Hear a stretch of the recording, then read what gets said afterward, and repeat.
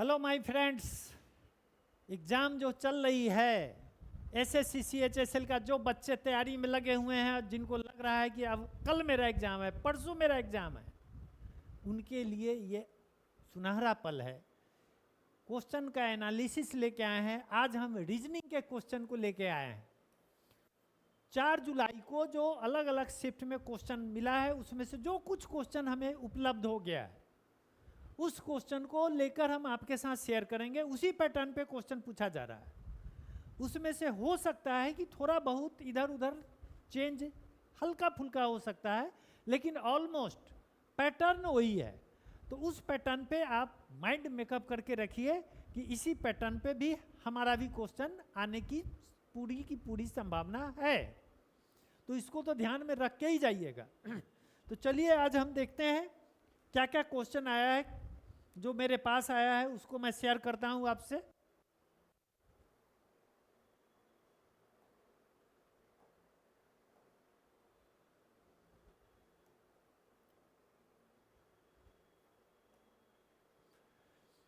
Coding decoding का ही question आया है। देखिए, कोडिंग डिकोडिंग का क्वेश्चन आया है। इसमें कहता है किसी कोड भाषा में आर को 87 लिखा गया है।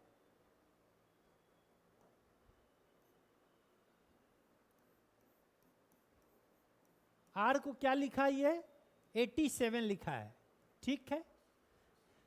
नोट को 4197 लिखा है। 4197।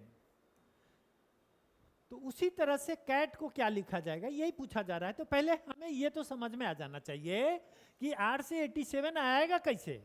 इस पे तो पहले विचार होगा, तभी तो कैट पे विचार, कैट का विचार करेंगे। अब जरा देखिए, सबसे पहले जब लेटर से इधर नंबर आपको दिखाई दे कोडिंग में, तो पहला हम लोग काम करते हैं, इसका पोजीशन नंबर पहले देखते हैं। तो इसका पोजीशन नंबर अगर लिखते हैं तो यह 1 हो जाएगा, या 18 हो जाएगा, और यह 5 होगा। अगर इसको आप जोड़ते हो तो 18 1 19 5 24। 24 का ये कोई मल्टीपल भी नहीं दिखता है, 87 नहीं दिखता है, और ये नंबर बड़ा भी है। तो फिर एक काम करते हैं, इसको हम गुना कर देते हैं, देखते हैं क्या होता है। तो ये 18 पचे 90, ये 90 हो गया। ये 87 है, 90 के नजदीक है। तो इसमें से अगर हम 3 को घटा देते हैं,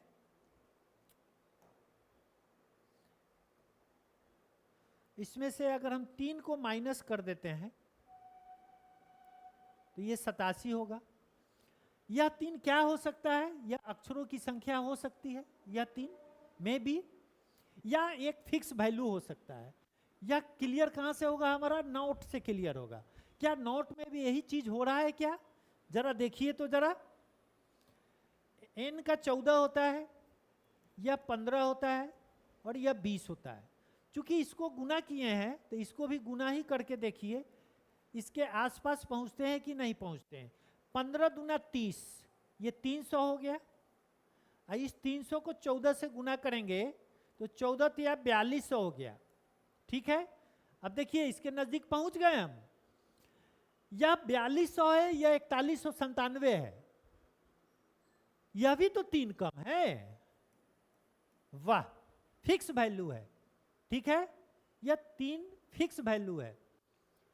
इसमें भी 3 आया, इसमें भी 3 आया, और यह CAT, ये भी तो 3 ही लेटर का है। ठीक है, इसलिए इसमें ज़्यादा दिमाग लगाने का जरूरत नहीं है। 3 उसमें भी माइनस ही होगा। तो CAT को देखिए, यह 3 है, यह 1 है, यह 20 है। तीनों को गुना कीजिए, 20 या 60। अब ये 60 में से -3 को घटा देते हैं, तो 60 में से -3 चला गया तो ये कितना हो जाएगा? 57। तो इसका ऑप्शन में 57 एक रहा होगा। जो बच्चे एग्जाम दे के आए हैं उनको समझ में आ रहा होगा। ऑप्शन को मैंने यहाँ पे नहीं लिया है, सिर्फ क्वेश्चन लिखा है। तो इसका आंसर 57 होगा। क्लियर है? क्लियर है? इस तरह के क्वेश्चन वगैरह आपको इस बुक में मिलेंगे। ये perfect reasoning, verbal, non verbal by Deepak Kumar. इस बुक से अगर आप प्रैक्टिस करके जाएंगे, मोस्ट प्रोबेबली आप सारे क्वेश्चन को करके आएंगे। अगर प्रैक्टिस करके ठीक से जा रहे हैं तो बस कंसेप्ट टोटल इसमें हर वेराइटीज का क्वेश्चन इसमें डाल दिया गया है। ठीक है, तो इसको आप देखिएगा, अच्छा लगेगा तो देखिएगा, समझ में आएगा, नहीं तो कोई बात नहीं है, मर्जी आपकी है। चलिए नेक्स्ट को फिर देखते हैं।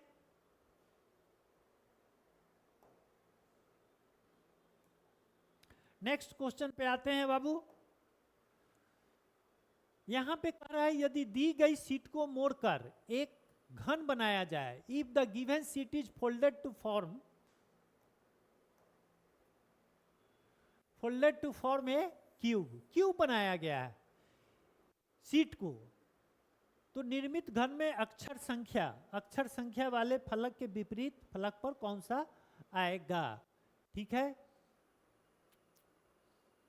इसमें कुछ छूट रहा है, क्वेश्चन में छूट रहा है। सबसे पहले जो सीट है उसका हम फोटो बना देते हैं, आपको जो सीट है उसके लिए हम फोटो बना देते हैं। ठीक है, किस तरह का सीट था,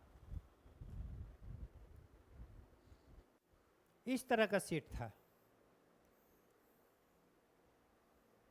1 2 3,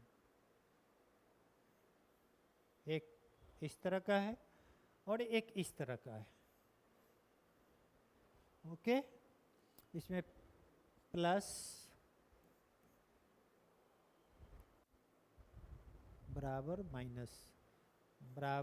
माइनस ये साइन है, इनटू है और डिवीजन है। ठीक है, इस तरह का सीट दिया हुआ है, इसको कहता है मोड़ा जाए तो निर्मित भर में अक्षर संख्या वाले फलक के विपरीत। तो इसमें अक्षर संख्या में जो क्वेश्चन था या इसके विपरीत आपका पूछ रहा है कि इसके विपरीत वाले फलक पे कौन सा अक्षर संख्या होगी। ठीक है, तो जब ओपन सीट खुला हुआ रहता है, उसको जब हम क्यूब बनाते हैं, तो मेरी किताब में हम रूल 3 दिए हुए हैं, अपनी किताब में मैं रूल 3 दिया हूं, उस रूल 3 के जगह पे उसको ध्यान में रखते हुए इसको आप फॉलो कीजिएगा तो आपको आंसर तुरंत दिख जाएगा।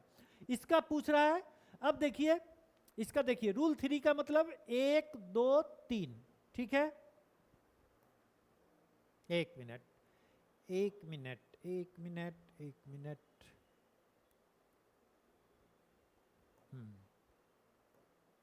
देखिए 1 2 3, इसका मतलब यह है और यह एक दूसरे का अपोजिट होगा 100%। ठीक है, उसके बाद फिर यहां से देखिए 1 2 3, यह और यह एक दूसरे का अपोजिट होगा, यह साइन इसके अपोजिट होगा जब इसको हम क्यूब बनाएंगे।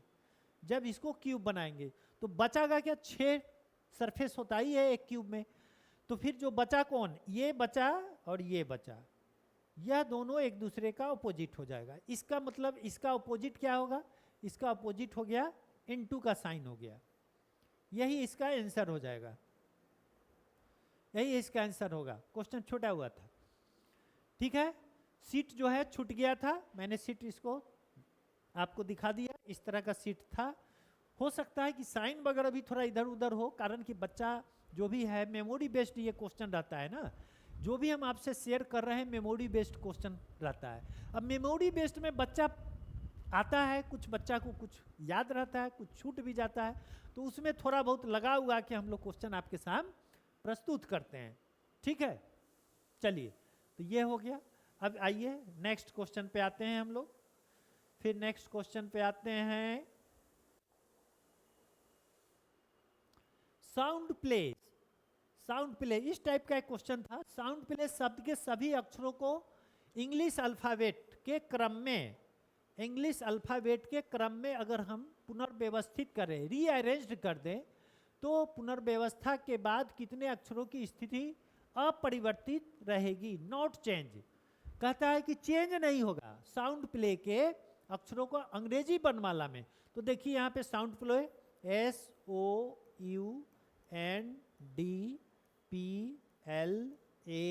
SOUNDPLAY। अगर आपको पोजीशन नंबर इसका प्लेस वैल्यू याद है इंग्लिश अल्फाबेट में इन लेटरों का, तो फटाफट फटाफट डाल दीजिए। या 19 होगा, या 15 होगा, या 21 है, या 14 है, या 4 है, या 16 है, या 12 है, या 1 है, और या 25 है। ठीक है, अब हमें क्या करना है, हमें यह करना है असेंडिंग ऑर्डर में इस नंबर को नीचे अरेंज करते चलिए। तो सबसे पहले सबसे छोटा इसमें कौन है, 1 है, तो यहाँ 1 लिख दीजिए, ये हटा दीजिए, 1 हट गया। 1 के बाद फिर इसमें सबसे छोटा 1 के जस्ट बड़ा कौन है, ये 4 है, तो यहाँ 4 लिखिए। ठीक है, 4 के बाद 12 दिख रहा है, तो यहाँ पे 12 लिख दीजिए। 12 के बाद कौन दिख रहा है, 14 दिख रहा है, देखिए यहाँ पे 14 आ गया। अब ऊपर में भी 14, नीचे में भी 14, 1 लेटर तो ये मिल गया। ठीक है, अब 14 के बाद कौन आएगा, 15 आएगा, तो यहाँ पे 15 लिखिए डी के सामने, ये 15 है। 15 के बाद ये कैंसिल हो गया, ये फिर क्या हो गया, 16, तो 16 ऊपर में है, नीचे भी 16 आएगा, 15 के बाद 16 ही लिखेंगे, तो एक ही आ गया, 15, 16 हो गया। 16 के बाद बड़ा नंबर कौन है, 16 के बड़ा 19 है, 12 है, ये 19 है। उसके बाद कौन है, 21 है, यह 1 हो गया, 21 हो गया, नहीं बराबर है। यहाँ पे फिर यह 25 है, तो यहाँ तो 25 ही रहेगा। ठीक है, तो 1 यह भी हो गया। तो ऐसे कितने अक्षर हो गए, तो ऐसे अक्षरों की संख्या, ऐसे अक्षरों की संख्या 3 है। ऐसे अक्षरों की संख्या कितनी है भाई, ऐसे अक्षरों की संख्या 3 होगी। जो ऑप्शन में 3 जहां रहेगा वहां टिक लगाया गया होगा। जो बच्चा टिक लगा के 3 आया है उसका सही है। तो मेरा ये अप्रोच है। अगर पोजीशन नंबर आपको याद है तो फटाफट फटाफट पोजीशन नंबर लिख दीजिए और उसको असेंडिंग ऑर्डर में सजा दीजिए। अगर इंग्लिश अल्फाबेट के क्रम में कहता है तब, लेकिन अगर वह विपरीत क्रम की बात कहेगा तब उल्टे क्रम में उसको अरेंज कीजिएगा। सीधे क्रम में लिखकर और उल्टे क्रम में उसको अरेंज करना है, अगर विपरीत क्रम की बात कहेगा तब। चलिए, तो यह हो गया। अब अगला क्वेश्चन देखते हैं। फिर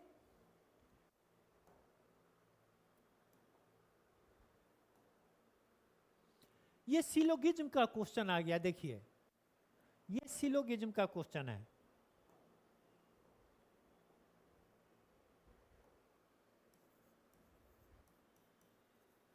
किस चैप्टर का क्वेश्चन है, सिलोगिज्म का क्वेश्चन है।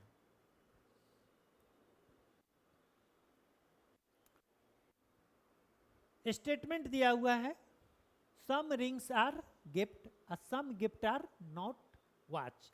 आप ध्यान से देखो, इसमें क्या है, यह जो है पॉजिटिव स्टेटमेंट है और यह एक निगेटिव स्टेटमेंट है।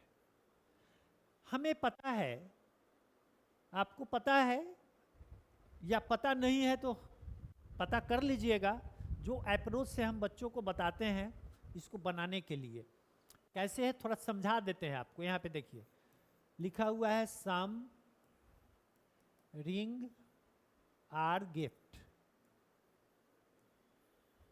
ये समझाने के लिए हम लिख रहे हैं, एग्जाम में आपको ये नहीं लिखना है। सम गिफ्ट आर नॉट वॉच। ठीक है, ठीक है बच्चा। अब बात यहां पे यह होती है, पहला, सभी रिंग के गिफ्ट होने की संभावना है।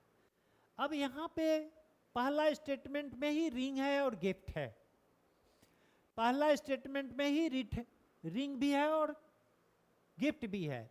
यह किस टाइप का स्टेटमेंट है, आई टाइप का स्टेटमेंट होता है। अगर आपको पता नहीं होगा तो मेरा रिकॉर्डेड वीडियो सिलोगिज्म का देख लीजिएगा।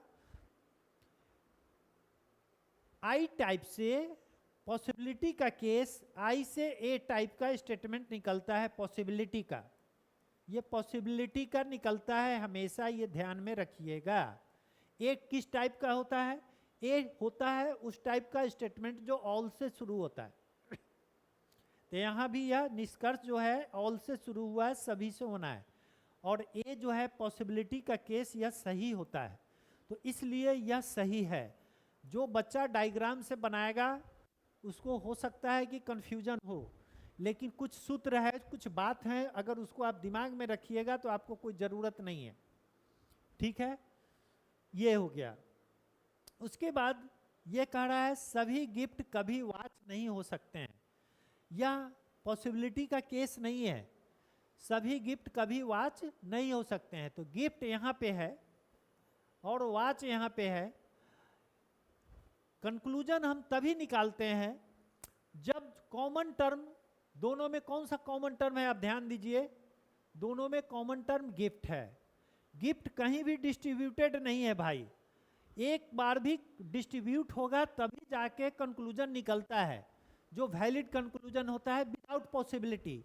तो देखो भाई यहाँ गिफ्ट है और यहाँ गिफ्ट है। आई टाइप का ना तो सब्जेक्ट डिस्ट्रीब्यूट करता है ना प्रेडिकेट डिस्ट्रीब्यूट करता है।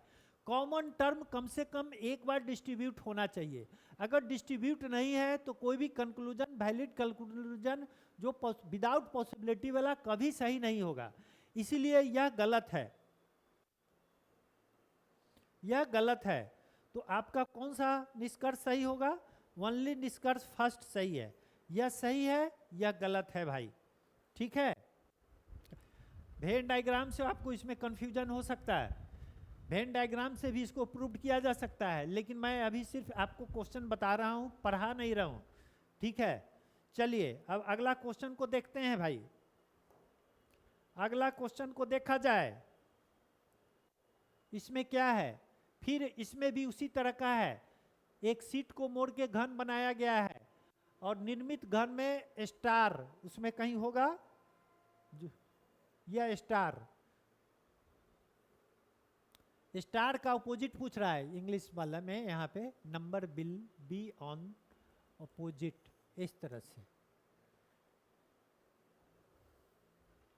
स्टार के अपोजिट यहाँ पे स्टार छूटा हुआ है, यह स्टार यहाँ आ जाएगा। ठीक, इसका भी सीट पहले ओपन खोल देते हैं, जो क्वेश्चन आया है उसी तरह का है। जब क्वेश्चन आता है ना, एक दिन का जो क्वेश्चन सब रहता है लगभग पैटर्न एक ही तरह का रहता है।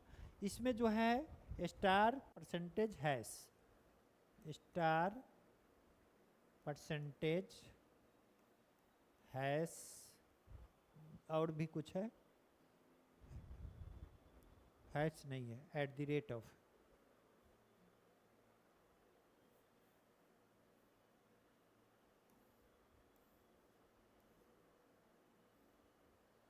एट द रेट ऑफ, यहाँ पे हैश,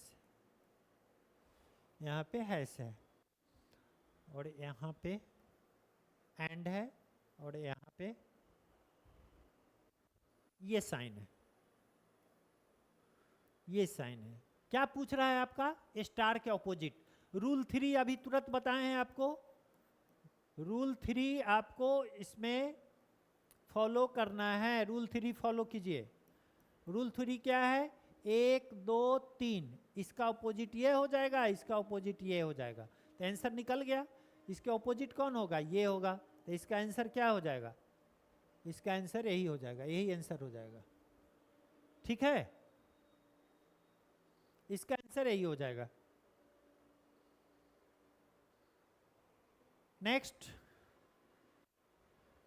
इसको छोड़ दीजिए, इंग्लिश में एक लिखा गया है, हिंदी में ये नेक्स्ट क्वेश्चन है।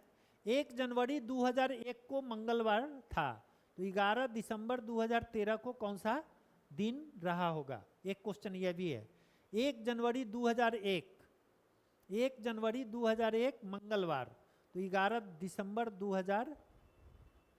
अब इसको देखिए, इसको बनाने का तरीका,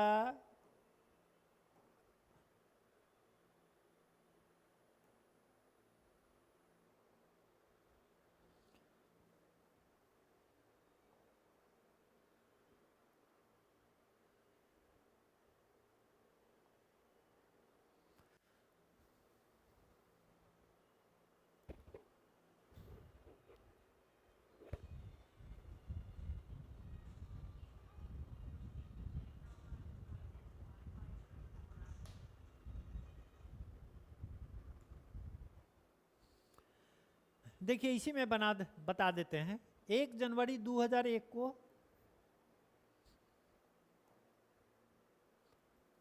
1 जनवरी 2001 यह मंगल है।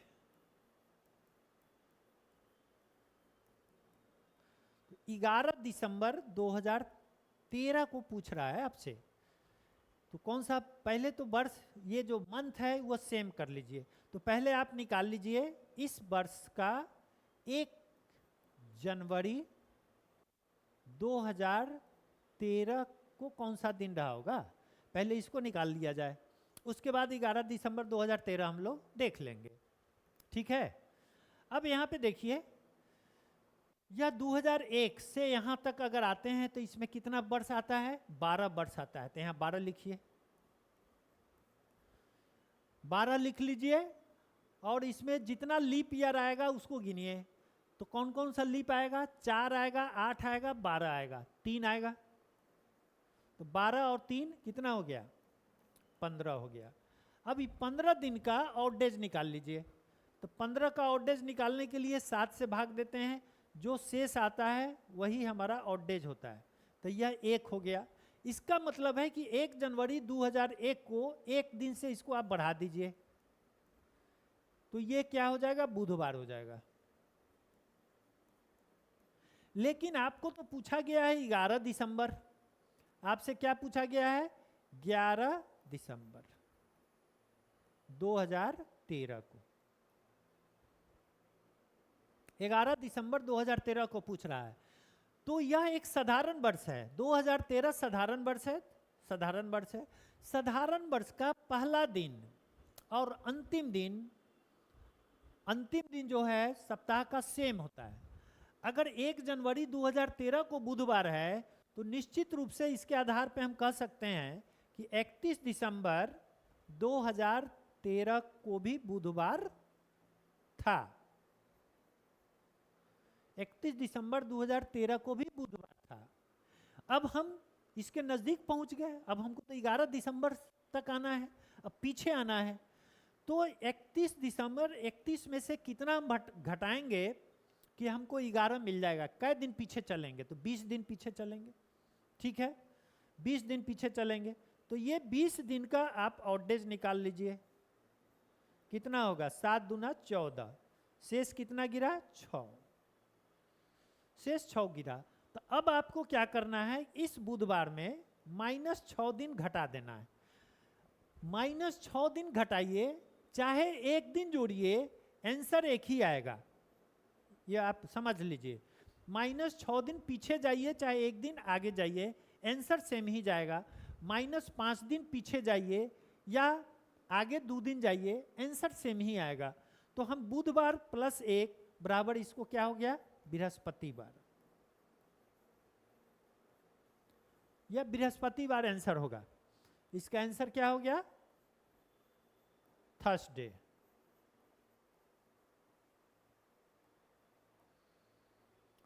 थर्सडे हो गया आंसर। ठीक है, चलिए आगे फिर देखते हैं, अगला क्वेश्चन को जरा देख लेते हैं फिर।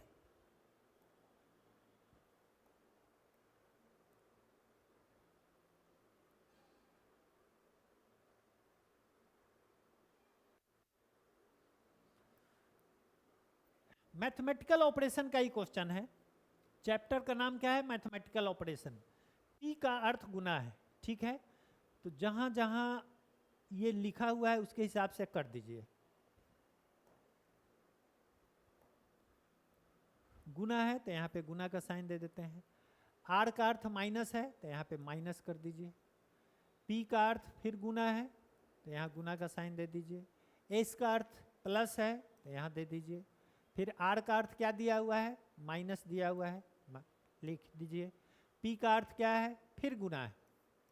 अब बदमाश रूल को ध्यान में रखते हुए इसको आप सोल्व कर लीजिएगा। फाइनली क्या आ गया, 9 × 9 -7 × 3 21, ऐसे +24 -6 × 2, यही आ गया।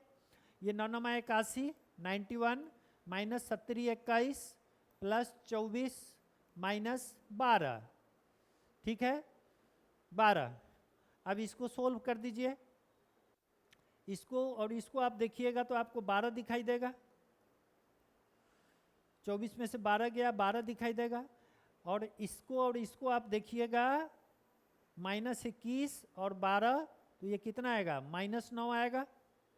81 में से -9 को घटा दीजिए तो ये 72 आ जाएगा। ठीक है, ये इसका आंसर 72 हो गया। 72 इज द राइट आंसर। ठीक है, तो इस तरह के क्वेश्चन को इसी तरह से सोल्व करते हैं, अकॉर्डिंग टू साइन चेंज करके, और उसको बडमास रूल को ध्यान में रखते हुए उसको सोल्व कर लेते हैं हम। अगला क्वेश्चन को देखिए क्या है। ये 18 अप्रैल 2000 शुक्र, ये भी उसी तरह का क्वेश्चन है जैसे अभी बताए हैं, उसी कंसेप्ट पे इसको बना लीजिएगा। अगला फिर देखते हैं, यहाँ पे देखिए फिर सिलोगिज्म का क्वेश्चन आ गया है, कुछ हरा लाल है।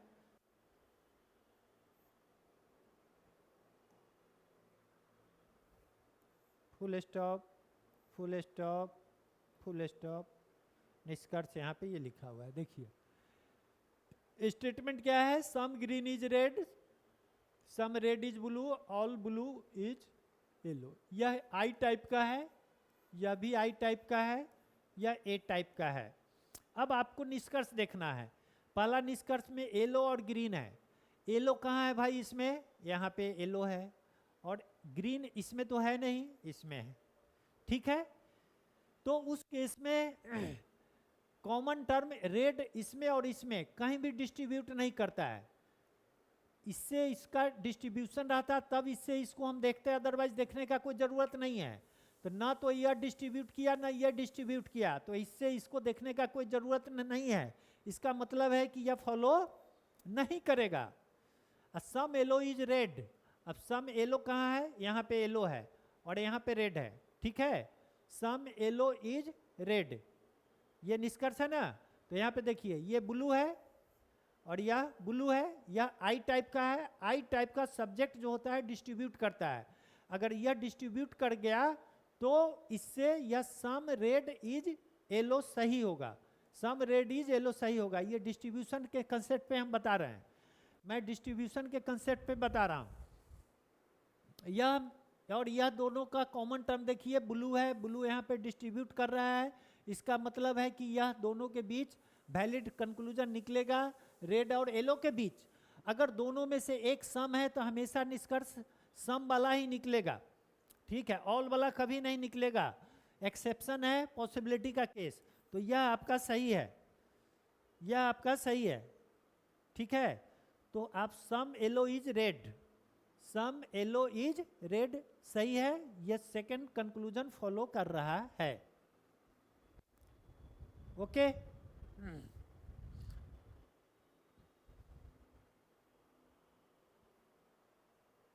और भी देखते हैं कहीं क्वेश्चन है क्या।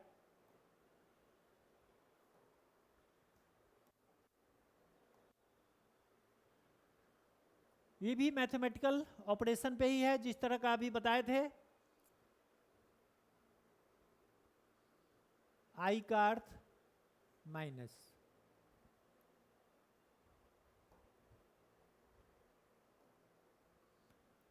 आई का अर्थ प्लस है, जे का अर्थ गुना है। आई का अर्थ प्लस है, जे का गुना है, के का डिवीजन है, एल का माइनस है। अब इस पे सेट कर देना है। 48, के का कितना है डिवीजन 8 लिखिए, जे का कितना है गुना 4 लिखिए, एल का क्या है -15, आई का क्या है +12, जे का फिर गुना, और यहाँ पे आई होगा, एक होने का कोई सेंस नहीं है। आई का मतलब प्लस और यहाँ पे 20। अब इसको सोल्व करना है। 8 छक 48, 6 ये हो जाएगा, 6 को 4 से गुना कर दीजिए, ये -15 जोड़ ये 12 तिया 36 जोड़ 20। ठीक है, 36 जोड़ 20, तो ये कितना हो जाएगा 6 4 के 24, ये 15 -15 जोड़ 36 20, 36 अब 20 56 हो जाएगा, ठीक है 56 हो जाएगा। 15 9 5 14 ये 9 हो जाएगा, ये 56 हो जाएगा। तो 56 9 9 6 15 5 1 6 65 आंसर आ रहा है, ठीक है। 36 10 46 10 56, ठीक है। 8 6 48 माइनस 48 6 8 6 48 6 4 के 24 माइनस 15 प्लस 12 तिया 36 जोड़ 20 24 माइनस 15 9 इधर 36 10 46 10 56 56 9 6 15 65 इसका आंसर हो गया, 65 आंसर हो गया, ठीक है ठीक है।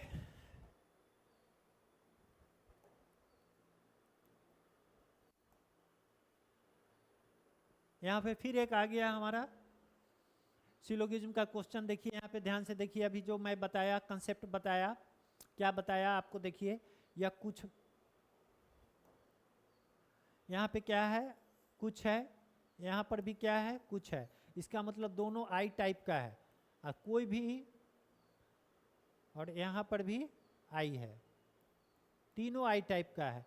तो ये बात आप ध्यान में रख लीजिए, दो आई टाइप से अगर सारा आई टाइप रहेगा तो कोई भी मेडिएट दोनों को मिला के हम कोई कंक्लूजन नहीं निकाल सकते हैं। एक्सेप्शन सिर्फ कहाँ है, पॉसिबिलिटी का केस है। तो अब देखिए यहाँ पे कुछ सोना चांदी है, होवे नहीं करेगा, प्लेटिनम ना तो यहाँ पे डिस्ट्रीब्यूट कर रहा है ना यहाँ डिस्ट्रीब्यूट कर रहा है, तो यह गलत हो गया। कुछ जस्ता प्लेटिनम है, कुछ जस्ता कहाँ है, यहाँ पे जस्ता है, यहाँ पे प्लेटिनम है, यहाँ और यहाँ पर भी वही बात है, यह भी आई टाइप का है, आई टाइप का है। दो सम से कोई भी मीडिएट कंक्लूजन मतलब मिला के कंक्लूजन नहीं निकलता है, इसलिए यह भी सही नहीं है। तो none conclusion follows, both conclusion doesn't follow, ठीक है। तो बस इतना क्वेश्चन था हमारे पास, मैं आपके साथ शेयर कर दिया। फिर जैसी क्वेश्चन कुछ हमारे हाथ लगेगा हम आपके सामने फिर लेके उपस्थित हो जाएंगे। कल तक वेट कीजिए। अगर आपको लगता है कि इसमें सिलोगिज्म वगैरह समझने में दिक्कत हो रही है तो आप मेरी किताब को लेकर आप अध्ययन एक बार कर लीजिए।